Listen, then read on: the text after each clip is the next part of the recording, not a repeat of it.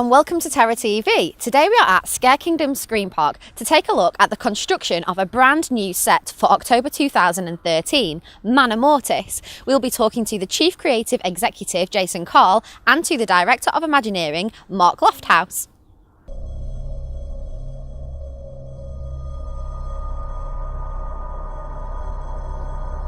So this is the Great Hall, which is the first room guests will encounter when they enter Manormortis. And the storyline is that you are in a haunted mansion which has manifested suddenly and appeared overnight. Now the story behind it, the fictional story behind it, is that over 100 years ago it burnt down in unusual circumstances, and in the 13th year of the new millennium, 2013, this year, it has suddenly reappeared. And the thing about the house is that it's alive. The house itself is the ghost. It's full of ghosts and full of revenants and wraiths and all sorts of unimaginable things, but the house itself is alive. It changes, it shifts shape, it eats the people that come in, it consumes them.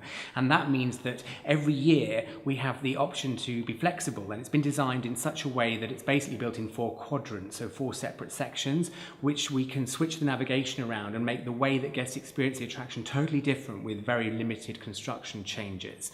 And that means that every year Manormortis will have a totally different storyline. It will be a different part of the Manormortis history which Mark has been writing.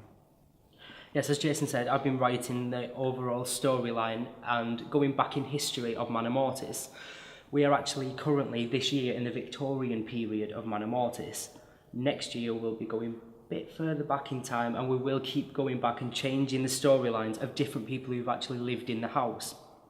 And that means that we can have totally new characters, totally new effects, totally new navigation, the way it's been physically constructed, as I say, with very limited changes, very limited construction. And that means that every year, as Scare Kingdom is well known for all new attractions every year, that still applies, because Manormortis will be totally changed every year, and you'll experience new rooms, new wings of the house that you wouldn't have seen years before. And as it consumes people, it gets more energy, it gets blood in the very walls, and it's that power that makes the house in our fictional story come to life.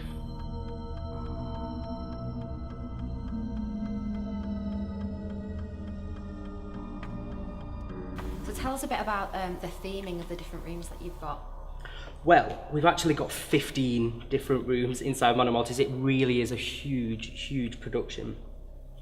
Each of the rooms is separate themed to the last, but what we've tried to do is, instead of literally walking from a kitchen scene to a dining room scene and it not making any sense, we've actually caused these little buffer corridors, as we like to call them.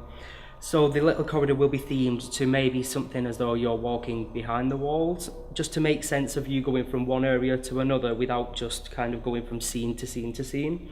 So each and every room flows into the next. Exactly. It flows into the next, and there's actually a purpose for you being in that room rather than just looking at certain objects. You're more tied in, and it's more of an active storyline.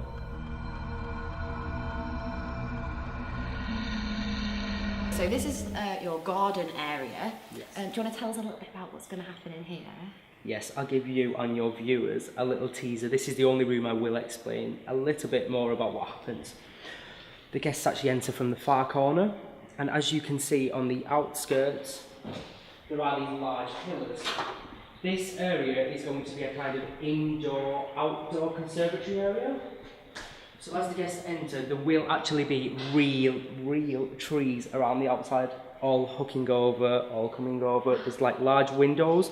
From the outside there's going to be lightning effects coming through, there's going to be moonlight spreading over, and it's going to cast some absolutely incredible shadows on the floor of the trees and things. In this room there is a plant which may be live. That's all I'm going to say on that matter.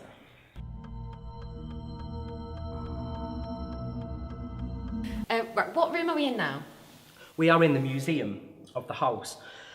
As we explained before, the Manormortis storyline, it isn't just set in one era, it's actually set over a period of time. The house has been inhabited by many people. Each one still resides inside the building.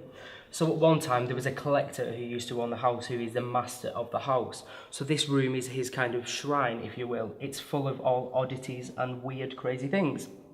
as you can see just down here, this is a voodoo snake goddess statue that he collected whilst he was in New Orleans. Oh, right, okay. And this, I'm sure you know what it is. I do, I know what that is. What is it? Looks like a hand of glory. It is. It's supposed to give light to those who hold it, is that right? That is true. That is true. High five. Yes. When we was designing Manormortis, we had several reference points. We watched a lot of horror movies, we read horror stories.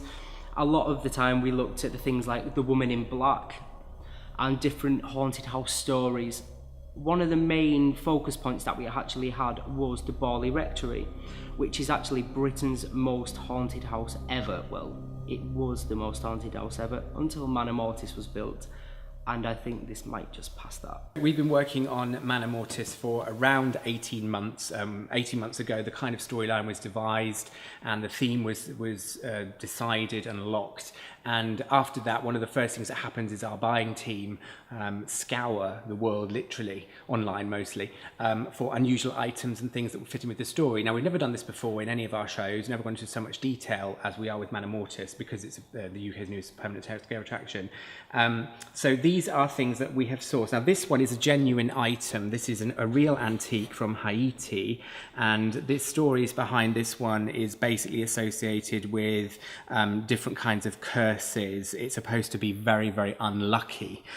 So whether we should be bringing that into Manormortis, I'm not sure, but we've made the decision that we are. Now, this prop is fake. This isn't an actual real prop, but it's based on a real story. This is just an imitation skull, but it's based on very famous ghost stories that you find not only in England but throughout the world, known as screaming skulls. Now, one of the most famous screaming skull stories in Britain is Chiltern Cantello, which is a farm in Somerset, or might be Dorset. And the screaming skull stories basically say that if the skull is ever removed from the house, it screams until it's taken back to the house. So within our museum section, not every piece is authentic, but every piece has an authentic story associated with it, and the screaming skull is one of those pieces. I'm actually stood next to a real haunted doll. This doll was actually sourced from a haunted house in America. We actually searched for it and searched for it.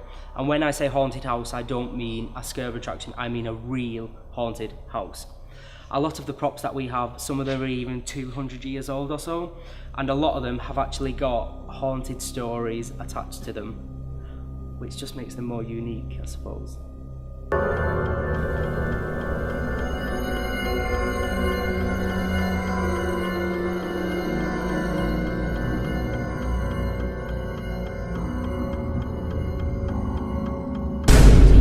See in Scare Kingdom Scream Park's attractions is we see small, narrow corridors, narrow mazes, but this is absolutely massive. And I know you won't be able to really see the full size through the camera, but it's huge, it's epic. It is. What we've shown you guys tonight, which is an exclusive, is only 3 of the rooms. And so there's a huge amount that you've personally seen it, but the viewers haven't seen it, so come and see it when it opens. And it's a huge, huge investment for us on all levels. We've been working on it for such a very long time, and it's coming together really, really well. And we believe and we think, and it's almost like our house already, that it's going to be an amazing scare attraction, and we're very proud of it already. And you can already tell as well how much time and thought and detail that has gone into it. Absolutely, and detail is key for atmosphere scare entertainment. It's about authenticity, it's about going a step further. We always say good enough is not good enough. It's one of our creative ethoses. And if somebody says that's good enough, then that means it isn't. We have to go a step further. In fact, we've been criticised many times for going too far unnecessarily, particularly by our finance director, where we will go a step further. I mean, it's dark, you don't see it for very long, and so is it necessary really to put this amount of detail in? But if you want to create an experience which is authentic, which is totally immersive on every level, then you have to go that far, and that's what we do.